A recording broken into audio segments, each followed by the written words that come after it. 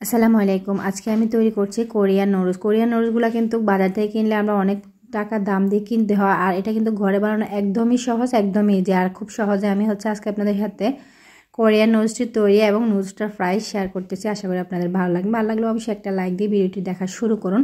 এখানে আমি 3টা ডিম একটু ফেটিয়ে নিচ্ছি। ভিডিওটি ফেসবুক থেকে দেখলে ফলো দেবেন। এখানে আমি নিয়ে নিয়েছি 1 কাপ ময়দা, সাথে দিয়েছি 1 চা চামচ লবণ, সেটা স্কিপ হয়ে গিয়েছে।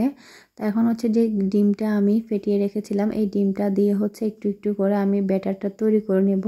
এখানে কিন্তু আর আমি কোনো পানি ব্যবহার করব না, সবগুলো ডিমও একসাথে দেব না, একটু একটু করে ডিম দিই। যতটুকু ডিম লাগে ঠিক ততটুকুই দেব। তো সবগুলো ডিম আমার লাগে না, একটু রয়ে গেছে 1 কাপ মেজারমেন্ট কাপের 1 কাপ ময়দার জন্য। তো আমি এভাবে করে একটা ডো তৈরি করে নিচ্ছি। আপনারা চাইলে কিছুটা ডিম আর একটু পানি দিয়েও তৈরি করে নিতে পারেন, তবে আমার কাছে মনে হয় পুরোটা ডিম দিয়ে তৈরি করলে বেশি ভালো হয়।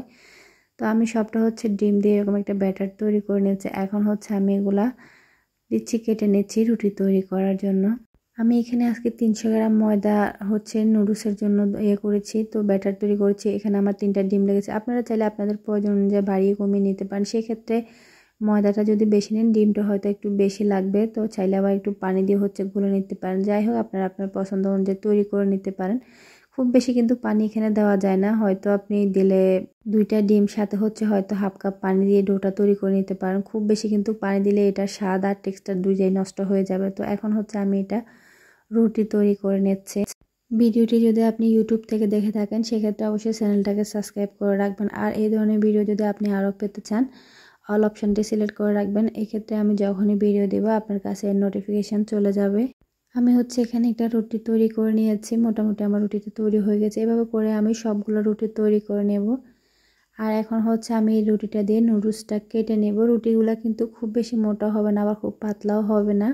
এরপর আমি এই রুটিটার ভিতরে দিয়ে দিলাম একটু ময়দাটা দিয়ে এভাবে একটু ফোল্ড করে নিচ্ছি। সেটা আপনারা দেখে বুঝতে পারছেন কিভাবে আমি ফোল্ডটা করে নিচ্ছি।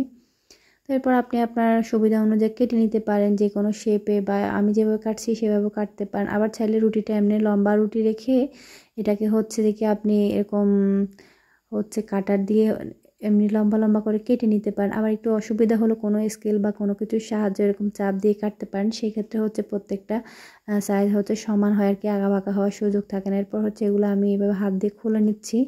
তো আমার মোটামুটি সবগুলা নুডলস তৈরি হয়ে গেছে, এই যে এগুলা হয়েছে। তো আমি সবগুলোই খুলে নিয়েছি। এখন আমি চুলায় একটা পাতিল বসাই দিয়েছি। এখানে আগে থেকে আমি একটু গরম পানি দিয়ে রাখছি। তো আমার পানিটা গরম হয়ে গেছে। আমি নুডলসটা দিয়ে এখন এটা সিদ্ধ করে নেব। এই নুডলসটা কিন্তু হালকা একটু সিদ্ধ করার পর যখনই পানিটা ফুটে উঠবে অর্থাৎ বলক চলে আসবে, এই পর্যায়ে কিন্তু দেখুন এই নুডলসটা যে কি ড্রাই আর কি শক্ত হয়েছে। দেখুন এটা একদমই কোরিয়ান নুডলসগুলোর মতো মোটা মোটা আর একদম স্বাচ্ছ হয়েছে। যদি আপনি তৈরি করেন তবেই কিন্তু বুঝতে পারবেন, না করলে আমি যতই বলে বুঝতে পারবেন, আর খেলে বুঝতে পারবেন এটা স্বাদটা যে কীরকম হয়েছে। এক কথায় অসাধারণ হয়। কিন্তু একবার অবশ্যই তৈরি করে আপনারা বাসায় খেয়ে দেখবেন। তো আমি এখন একটু তেল দিয়ে দিলাম, আর সাথে 2টা ডিম দিয়ে দিচ্ছি। ডিমের ভিতর একটু লবণ দিয়ে আমি একটু ক্রাম্বল করে ডিমগুলো একটু ভেঙে ভাজি করে নিচ্ছি।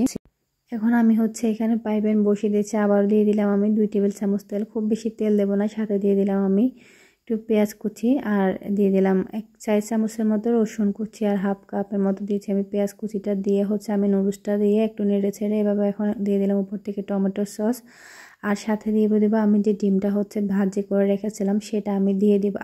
আপনারা চাইলে আপনাদের পছন্দ অনুযায়ী সবজি চিকেন দিয়ে নুডলসটা ফ্রাই করে নিতে পারেন। লবণটা চেক করে নিয়েছি, হালকা একটু লবণ লাগবে। আমি এখানে 1 চিমটি লবণ দিয়ে দিলাম। তো এই নুডলসটা কিন্তু অনেক বেশি টেস্টি হয়, যার কারণ সাধারণভাবে রান্না করলে কিন্তু এটা স্বাদ কিন্তু কম হয় না। আর আমার ঘরে যেহেতু বেবি আছে, আমি বেবিদের জন্য সিম্পলি রান্না করেছি। আজকের রেসিপি এই পর্যন্তই। আল্লাহ হাফেজ।